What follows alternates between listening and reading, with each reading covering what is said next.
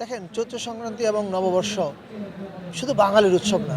Chakma, Marma, Garo, Santhal, Rakhine সবাই উৎসবটা পালন করে। কিন্তু কোনোদিন জাতীয় পর্যায়ে আমরা তাদেরকে অন্তর্ভুক্ত করি নাই। অ্যান্ড এটা আমি মনে করি এটা লজ্জার যে ৫৪ বছর লেগেছে এটা। কিন্তু আনন্দের হচ্ছে আজকে যারা অংশ নিয়েছে শোভাযাত্রায়, ভিন্ন জাতিগোষ্ঠীর শোভাযাত্রা শেষে তারা যখন আমার সঙ্গে দেখা করেছে জাদুঘরের সামনে, দে আর ভেরি ইমোশনাল এবং তাদের ইমোশন আমাকে স্পর্শ করেছে।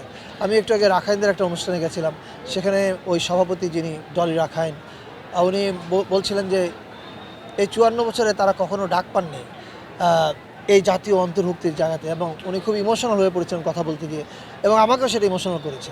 আমরা খুবই আনন্দিত যে বাংলাদেশের মানুষ বুঝতে পারছে এই দেশটা সবার, এখানে সবাই অন্তর্ভুক্ত এবং সবাইকে নিয়ে আমরা চলতে চাই এবং চলছি। আমরা সবাই এক থাকলে, দেখেন উৎসবের মূল কাজ কি? উৎসবের মূল কাজ মানুষকে এক করা। বান্ডেল থাকলে প্রতি সেনমানিতে টাকা বাঁচবে। বিকাশ সেনমানি বান্ডেল কিনে জিতুন প্রতি লেনদেনে। এবং এই ঐক্য এবং সম্প্রীতি আমাদের সামনে আগানোর মূল শক্তি, এবং সেটা যে বাংলাদেশের মানুষ এই অনুষ্ঠানে মানে যতগুলো আয়োজন হয়েছে সবগুলোতে যোগদানের মাধ্যমে তারা যে এটার সঙ্গে একাত্মতা ঘোষণা করেছে, আমি মনে করি এটা হচ্ছে সবচেয়ে সুন্দর। আমরা শহর শুধু না, শহর গ্রাম, এমনকি শ্রীমঙ্গলের চা বাগানের ভিতরে ফাগুয়া উৎসব, সেখানেও আমরা চেষ্টা করেছি যতখানি তাদেরকে উৎসাহ দেওয়া যায়। সরকারের কাজ শুধু উৎসাহ দেওয়া, আর তো কিছু করে না, রাইট? এবং আমরা খুবই আনন্দিত যে সব জায়গায় এবার উৎসবের জোয়ার বইছে।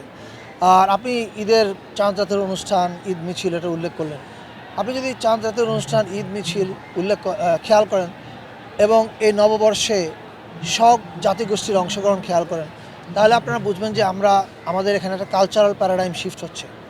এবং এটার মূল লক্ষ্যটা কি? মূল লক্ষ্য একটা, বাংলাদেশের মধ্যে যত জাতিগোষ্ঠী, যত ধর্ম, বর্ণ, যে যেরকম মানুষ হোক, তাদের প্রত্যেককে নিয়ে আমরা চলবো।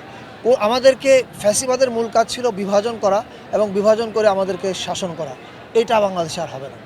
সো এটা একটা কালচারাল প্যারাডাইম শিফট বলতে পারেন আপনারা।